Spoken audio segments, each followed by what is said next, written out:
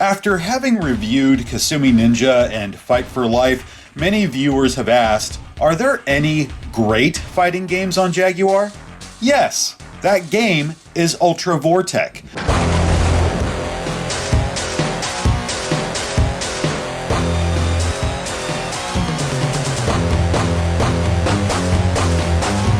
Released in September of 1995, Ultra Vortek has received more than its fair share of mixed reviews. Some have dismissed it as a blatant Mortal Kombat knockoff with horrid controls and dull graphics. Others think it's just okay, though nothing to write home about. But there's a few that think it's fucking awesome.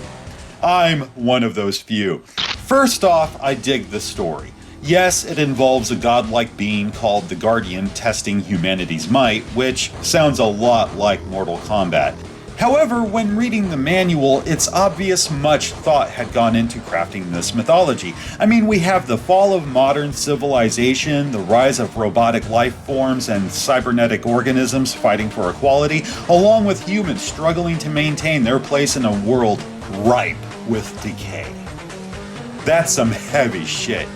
7 combatants are available to you, which isn't a lot when compared to Mortal Kombat 2 or even Street Fighter 2. That may disappoint some, yet I enjoy most of the characters.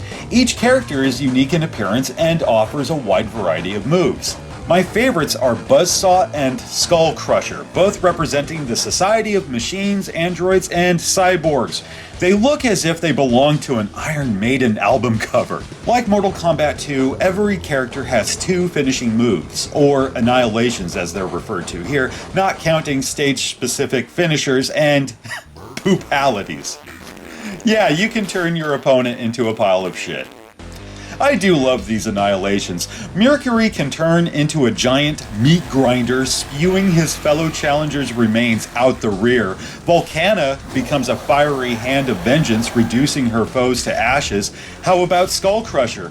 Your enemy is tased, then explodes. Anything that results in a decapitation sends their head flying toward the screen.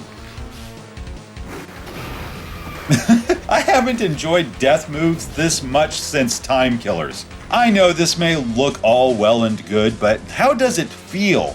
Admittedly, I feel the control shares more in common with Virtua Fighter than either Mortal Kombat or Street Fighter 2. There's only 3 buttons here: jab, kick, and punch. You hold back to block. Like Virtua Fighter, precision is required in pulling off special moves and finishers. I think this may explain why so many players complain about the control, because I've heard the same thing thrown at Virtua Fighter's direction. Granted, movement does feel a tad clunky at times, but it doesn't bother me enough to quit. The difficulty's balanced well, and rarely do characters spam moves. Honestly, I think the gameplay is solid. Moving on to graphics, they've been criticized for not adequately showing off that 64-bit muscle, and I feel it's unfair. Big arcade chunky sprites with numerous animations can consume a lot of memory. 3D doesn't automatically equal power. The digitized sprites look great. They're sharp, brimming with color, and the backgrounds are fucking phenomenal. Every time I play this, I notice something new. Hell man, there's even that eye that watches your every move during a bout. The game feels alive.